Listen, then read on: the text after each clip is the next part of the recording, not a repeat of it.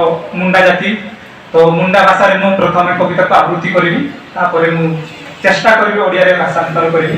मोर दुईटा कविता लिखि आछि दुईटा ओडिया रे भी अनुवाद करी तो मोर प्रथम कविता शीर्षक होछि मने रे आउ मने रे ताइजा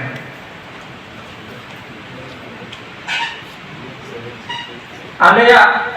अपुड़ा नड़ा रे घने घने गे दादा दाई ताको लते इपाय इपाय हाड़ा बाखड़ा और लांदा जगते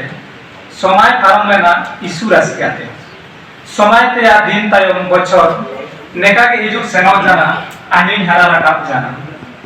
ओल पड़ा इतु काते बाक्स पुथि को काते इदि तुकाइन जाना को ओला सड़ाते मां मेतालिया बुगी लेका तायु में बाबू बुगी लेका ओल में आम जो का संगति को दो माया माटी हागा मिसी लेका माना तीन को में मापारान को दो मारन लेका माना तीन को में साउंदारमय बुगिन हड़ वायु में नेकान काजी को मोड़े रे दो काते हाथु दिसुम बागे काते हिजू लेनाई शहर बाजार ते तोल जानाई समाय रेया सिकिड़ीते किछु नामे नातेन किछु आरेते होइवा ने जीवन रे निया जगह मुसी आयम लाई लुतुर रे मेन दो किसी उड़ू ताराई मोड़े रे ने काटा सेन हया जिया रामा जमाधिरी होरा रे ने ती उपचारी इनुम हया जिया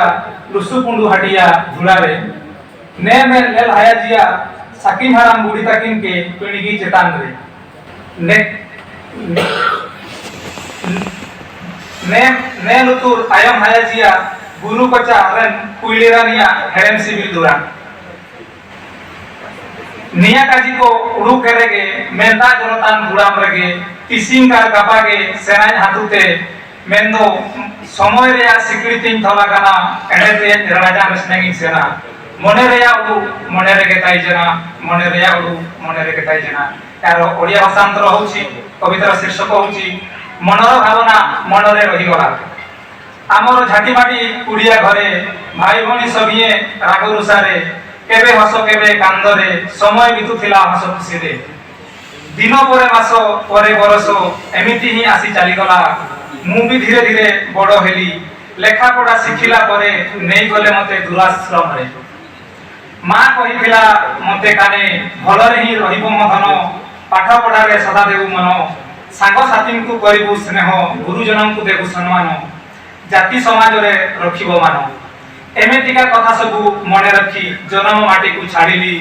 शहर मुहा को धाइली किंतु समय रो सिकुड़ी रे बंधा हेली किछि पाइबा को हेले किछि हजेइबा को हुए जीवन रे एई महत्व बाणी सुनिथिले दिने जुगड़ कर्ण रे किंतु आजी भाबुची मन रे चलीबा को इच्छा हुए सेही गोड़ी माटी रास्ता रे खेलिबा को इच्छा हुए दांड धूली रे देखिबा को इच्छा हुए जेजे बाबा जेजे मां को सुनिबा को इच्छा हुए कुंज बनर कोकिलर मधुर सुनकु एबोरी कथा भाबिला बेलकु माने आखिरो लुह पडुची घन घन छाती रे आजी न हेले काली ही जीवी घर किंतु मु बंधा आजी समय सिकुड़ी रे सेठारो मुकुलिले सेना मु जीवी मनर भावना मनरे रही गला मनर भावना मनरे रही गला मोर द्वितीय कविता